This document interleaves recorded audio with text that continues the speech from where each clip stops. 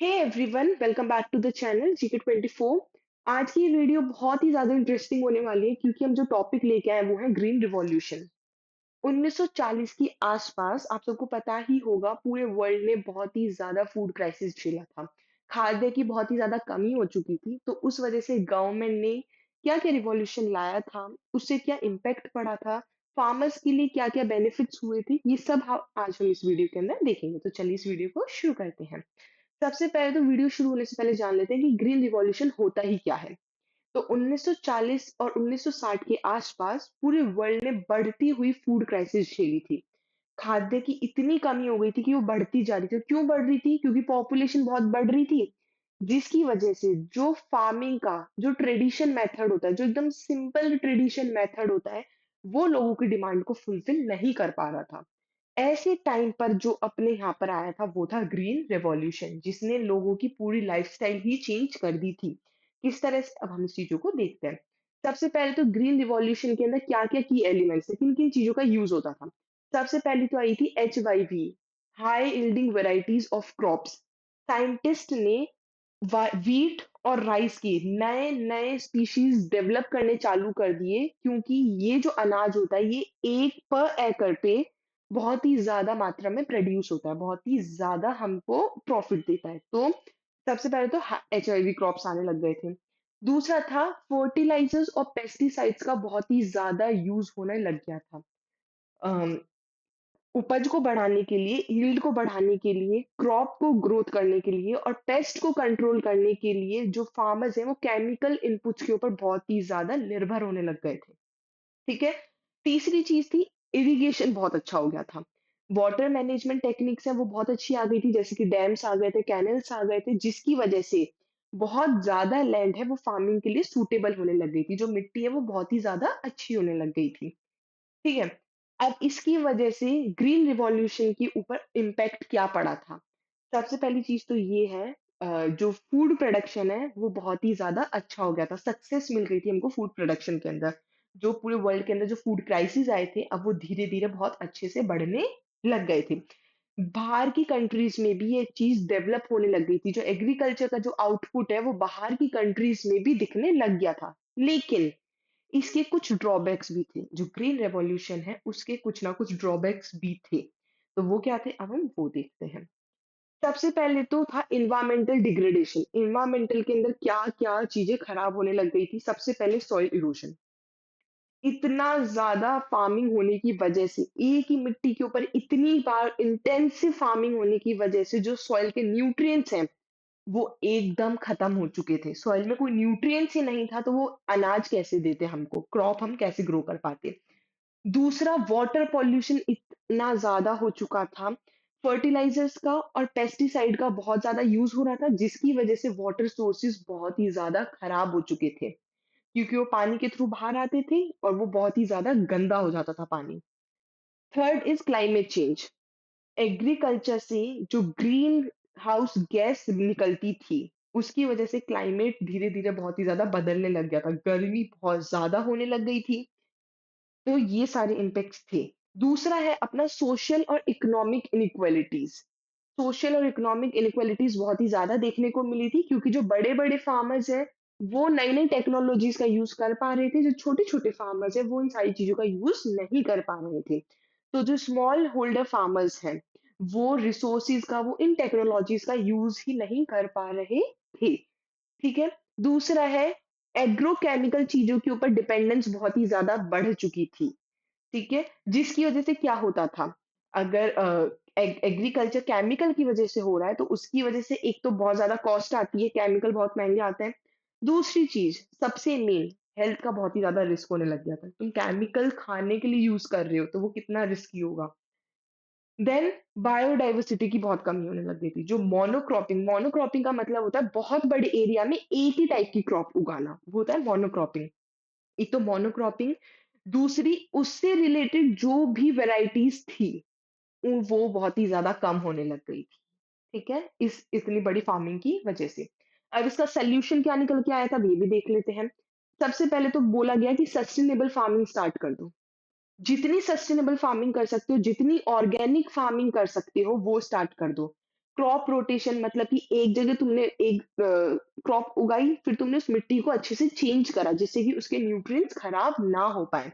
फिर तुमने उसके अंदर दूसरी क्रॉप उगाई, तो उससे क्रॉप का रोटेशन होता गया।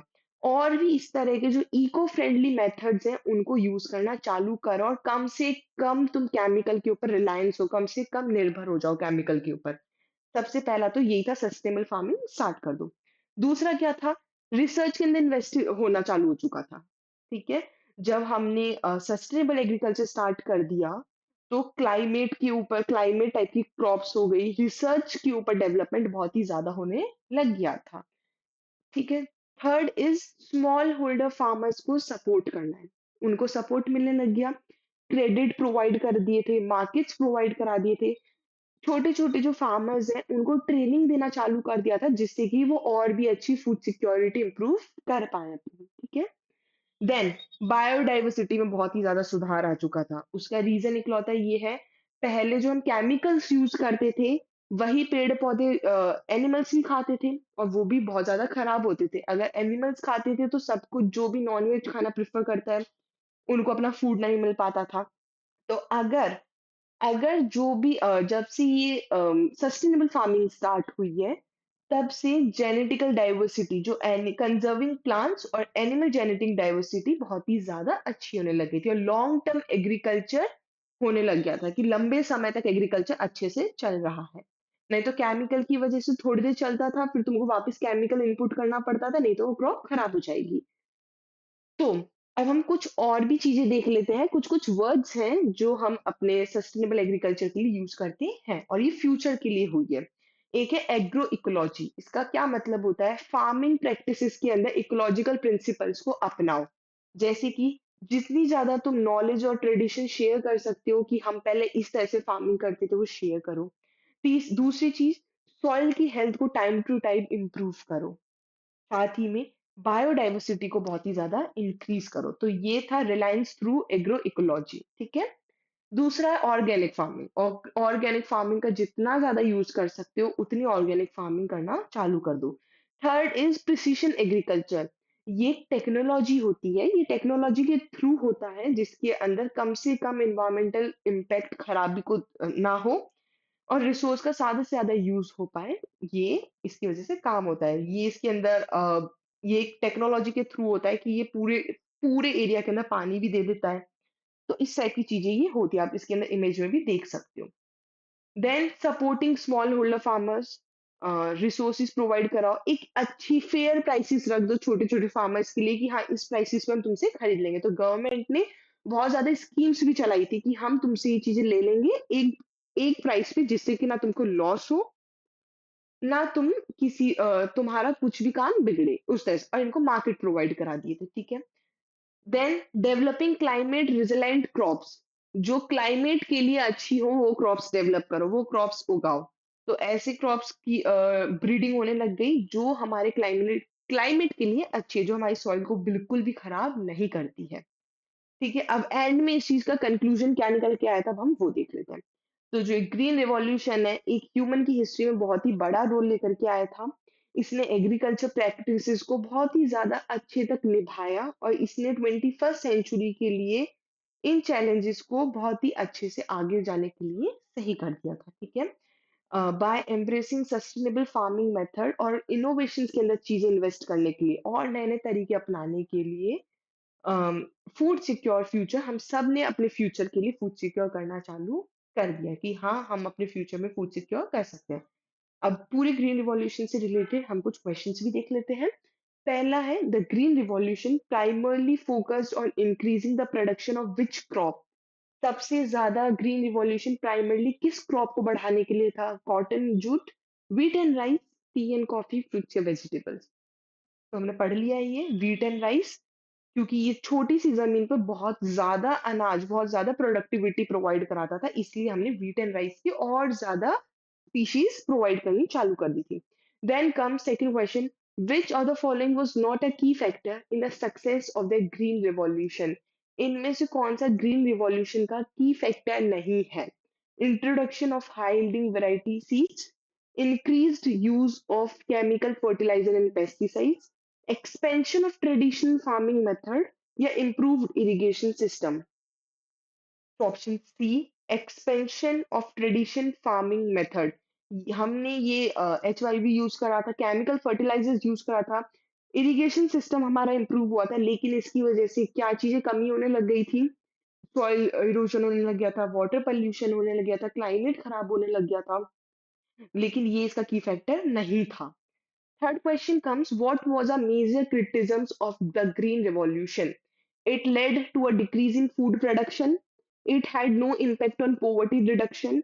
It increased environmental concern like soil degradation and water pollution. It did not benefit small farmer. So the right answer is option C. It increased environmental concern like soil degradation and water pollution. ठीक है, इसने ये major criticism लेकर के आया था कि इन सब चीजों की केमिकल यूज करने की वजह से सॉइल खराब हो रही है, वाटर पोल्यूशन बहुत ज्यादा हो रहा है पेस्टिसाइड और केमिकल यूज करने की वजह से। Fourth question is, which of the following region in India benefited most from the green revolution? सबसे ज्यादा किसको बेनिफिशियल हुआ था? Eastern India, western India, southern India या north eastern India? So B, Western India is the right answer. Fifth is, the Green Revolution primarily aimed to promote organic farming practice, increase agriculture productivity to ensure food security, reduce the use of technology in agriculture, या promote traditional farming methods. So option B, increase agriculture productivity to ensure food security. Agriculture productivity को ज़्यादा से ज़्यादा बढ़ाओ जिससे कि आगे के लिए food security अच्छी हो पाए। ये था आज की आपके लिए वीडियो। अगर आपको वीडियो पसंद आई है तो ज़्यादा से ज़्यादा लाइक और शेयर करिएगा। चैनल को सब्सक्राइब करना ना भूलिएगा और कमेंट्स में बताइएगा कि आपके लिए ग्रीन रिवॉल्यूशन का क्या-क्या फ़ायदा हुआ है, क्या-क्या इसकी इम्पोर्टेंस रखता है।